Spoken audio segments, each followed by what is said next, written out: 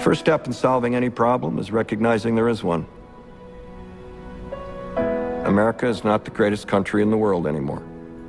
Streets lined with the American flag. At the end of the day, it's just not even funny how far this country has fallen. Everybody's individualistic. Nobody knows what the hell they're talking about. Everything is some sort of ist or phobic. What up, dude? This your boy Peanut the People's Nut Man, back with another one. You already know what it is, but I still gotta repeat it. I'm not a life coach. I'm not a dating coach. I'm not a guru. I'm just a practitioner of life giving helpful advice. I don't pretend to know shit. But today's topic, we definitely gonna touch on, is America still one of the greatest countries in the world, or is America on its decline? You know, a lot of people say different things. I hear from some people that America is on its decline. We're like in the Roman Empire, just how the Roman Empire declined. Then you got some people like Trump and all other people that saying America still has the potential to be great. We're gonna show a clip from a show called The Newsroom. I highly recommend people to go watch. Of course, we're gonna have to pause it for copyright reasons, but I highly recommend the people to go watch, because I feel like this speech or this dialogue that he was having with the students at the university is something that we honestly need to have with this next generation and stop trying to sell them false dreams. But we're gonna jump right into this. Let's. American flag. At the end of the day, it's just not even funny how far this country has fallen. Everybody's individualistic. Nobody knows what the hell they're talking about. Everything is some sort of ist or phobic. You can't have an opinion. You can't have a civil disagreement with people without them wanting to cut you off from their lives completely. This country has completely fallen apart, and if you don't think it's by design, you are. She is absolutely right. We saw a lot of this election cycle. Like, you see people cutting off their family members. You seeing girls breaking up with their boyfriends because they're not outraged enough that Trump got into office, and it all stems from individualism and this tribalism. Like she said, it's a bunch of isms, individualism and this tribalism, that if you don't vote for who I want you to vote for, we can't be friends. And I wish that we would get back to how America used to be, when it was great, where it didn't matter what your political affiliation was. So long as you supported America being great and the progress of America, we could come together. Like, you can have agreements to disagree. But the way America is set up right now is like, the more divided they're trying to get us, like you have to be fit into these little boxes. So, oh, I'm a white liberal woman, or I'm a gay liberal black guy that like, or I'm a conservative Republican. Like, all of these different fashions just breaks up into different things. We don't need all of that. That's how you create all of this individualism, and instead of coming together under one national roof. And I understand America is a melting pot, so it makes it hard for people to have a certain standard. But the standard should just be that you want to be an American. You want to have an American life or live an American life. And America needs to go back to its traditional values of integrity, hard work. I'm gonna put it somewhere in this video when I'm editing what our forefathers intended for the American people to live up to and to expire for. But yeah, she is absolutely right that America has descended so far away from what its original intent was for, that it's chaotic with all of this other stuff. We saw all of this playing out during this recent presidential election, and I don't think America can move forward with that type of thing. And we have to start with the root cause. The root cause is nuclear families. The root cause is that once you take care or foster and build strong families, then you can build strong communities. And then from those strong communities, you can build strong nations. And then from the strong nation, you can go from there. But everybody has their eyes fixated on all this stuff that's going over in other world.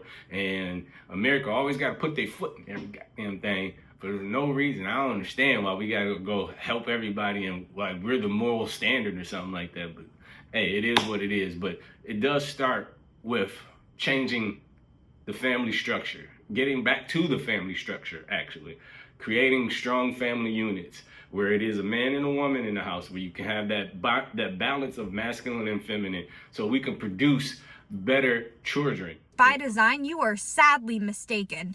Just look at what's being taught in the schools where they're ripping children away from their families. Now both moms and dads have to work. There's nobody to raise your kid except for the government. Don't worry, the government's got you guys, and they're going to teach your kid exactly all the things that are wrong with this country and that America was never great and all these horrific lies.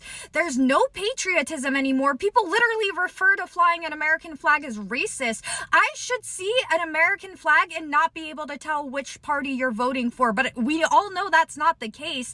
It's disgusting, and we really need to fix it before it's too late. And I'm even mad at my side because there are a bunch of... Again, she is absolutely true.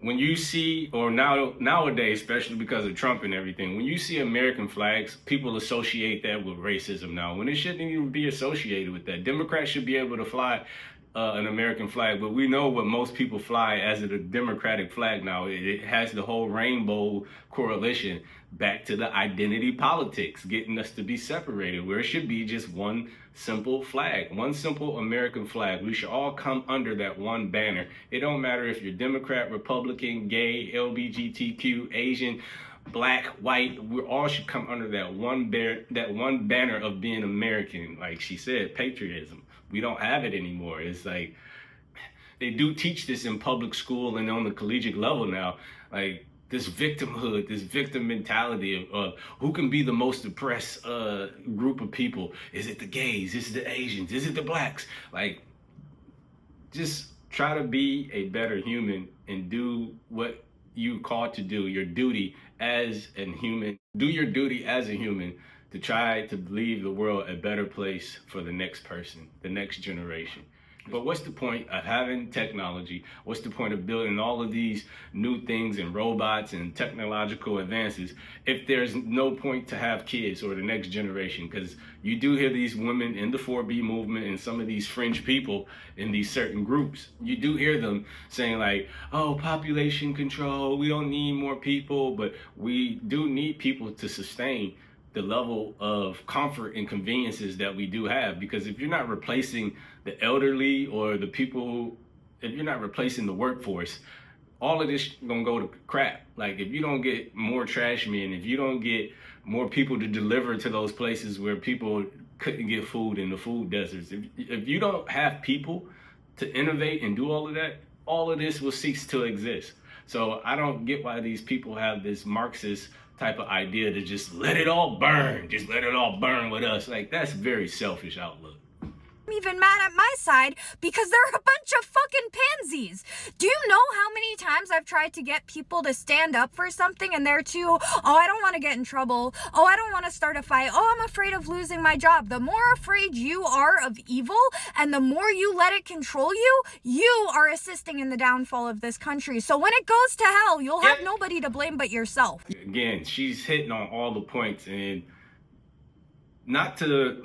Because I don't care about the left or the right. I always say the left or the right, they don't care about you. Red or blue, they don't give about you. So she's absolutely right that the Democrats, the lefties, the leftists, they do the same thing that they condemn the right to do. Like, they project so much about being tolerant and hate and not being hateful and all these other things. But what we saw online from a lot of these people, what happened when Kamala lost the race, they just got so evil. They got so evil. You saw the vitriol in the words and the things that they were spitting and spewing onto people online, like hoping people family die, hoping people babies die. Like, that does not seem like the most tolerant of the two parties. That don't seem like someone that is supposed to be leading with love. Like, I've never seen that happen from people on the right. Like, I don't see people from the right talking about, I'm cutting off my whole family because you decided to vote for Kamala and all this other stuff. You only see that from the left, which is supposed to be the more tolerant party. That's crazy. But let's jump into this clip from the newsroom. And man, please pay attention, because what he said hit home. And this is for all three of you. Can you say in one sentence or less what, you know what I mean? Can you say why America is the greatest country in the world? Diversity and opportunity. Lewis? Freedom and freedom. So let's keep it that way. Will? The New York Jets. No, I'm going to hold you to an answer on that. What makes America the greatest country in the world? Well, Lewis and Sharon said it. Diversity and opportunity and freedom and freedom.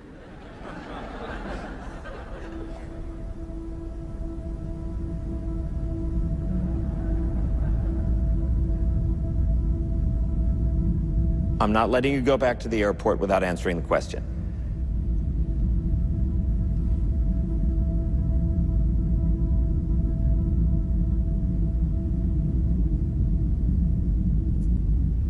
Well, our Constitution is a masterpiece. James Madison was a genius. The Declaration of Independence is, for me, the single greatest piece of American writing.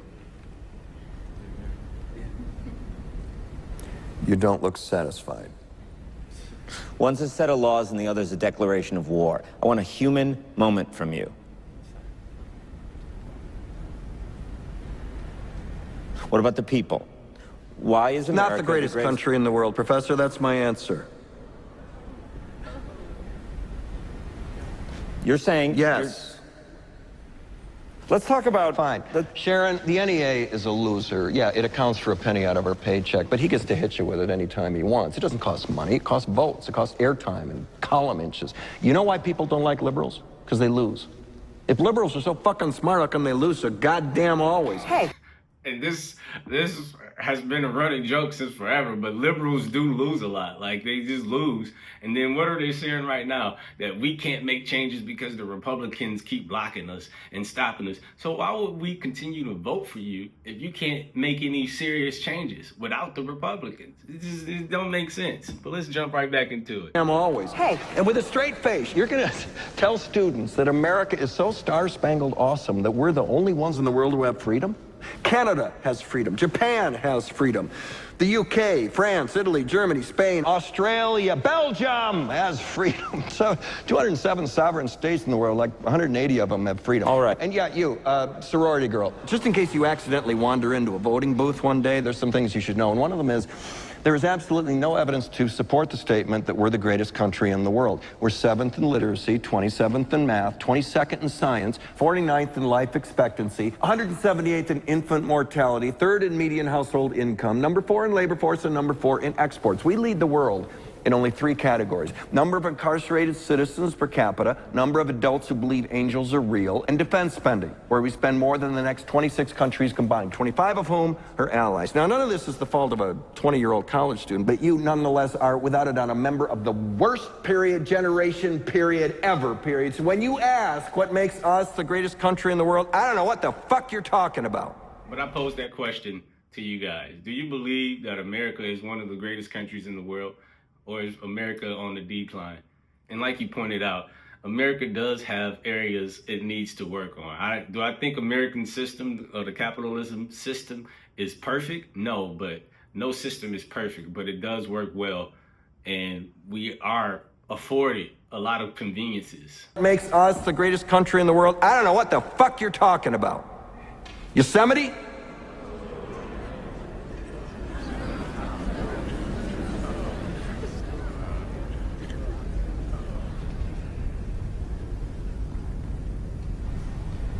Sure used to be. We stood up for what was right. We fought for moral reasons. We passed laws, struck down laws for moral reasons. We waged wars on poverty, not poor people. We sacrificed. We cared about our neighbors. We put our money where our mouths were, and we never beat our chest. We built great big things, made ungodly technological advances, explored the universe, cured diseases, and we cultivated the world's greatest artists and the world's greatest economy. We reached for the stars, acted like men. We aspired to intelligence. We didn't belittle it. It didn't make us feel inferior. We didn't identify ourselves by who we voted for in the last election, and we didn't scare so easy.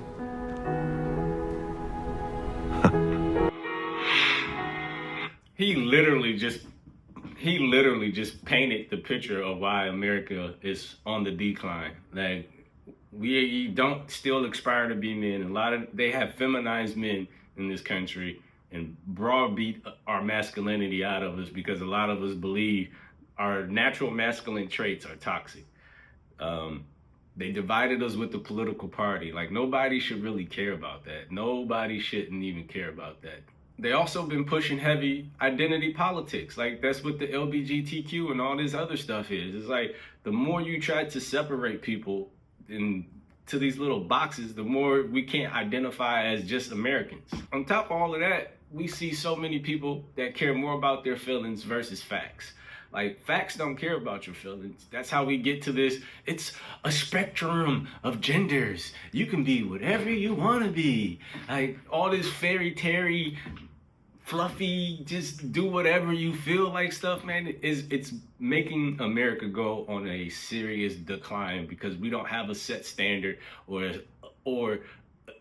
we don't have a set standard or an objective truth to strive towards. Like, everything is just your truth, not the truth. I believe now more than ever, because of social media and the internet, a lot of people are misinformed, and you can't make an informed decision with half of the information. So a lot of people fall into these echo chambers. So now you have half of the information. So now you can't make an informed decision about what choices or behaviors you need to make because you're stuck in an echo chamber, a confirmation bias, where you just want to hear what makes you feel good versus going out there to find the information, striving to be more intellectually savvy, striving to want to intellectually challenge your beliefs versus like, oh, that's good enough for me.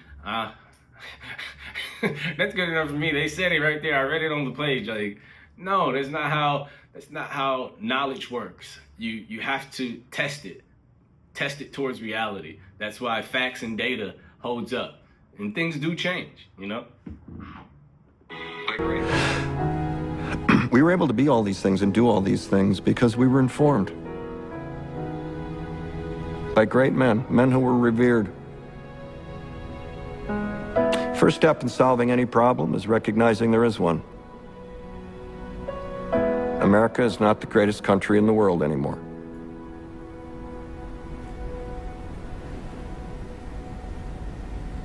Enough? And again, too many people in America doesn't believe, too many people on both sides, the right and the left, don't believe that America has a problem, or whatever their fashion that they're with does not have a problem. So you cannot address the problem if you feel like there isn't a problem. Like a big problem that mainstream media doesn't want to really seem to talk about, but you're seeing it being talked about a lot more, especially on the internet with all of these male spaces popping up, like manosphere, red pill, and they're realizing that we're leaving our little boys behind. Like, you can't build a strong nation without strong men. So if we just keep focusing on women's issue, you won't be able to address those masculine issues. But I'd like to hear from y'all, man. What do you believe America can do to get back on track, to be one of the greatest, to make America great again, to be a prosperous country for more than just the top 1% people and all these other people? What do you think America can do to get back on track? But I'd like to hear from you guys, man. Hope you appreciate the video. Don't forget, make sure you like and subscribe. Help the boy get to his first 1,000 subscribers by the end of the year. It's your boy Peanut, the People's Nut, man. Yow. Peace.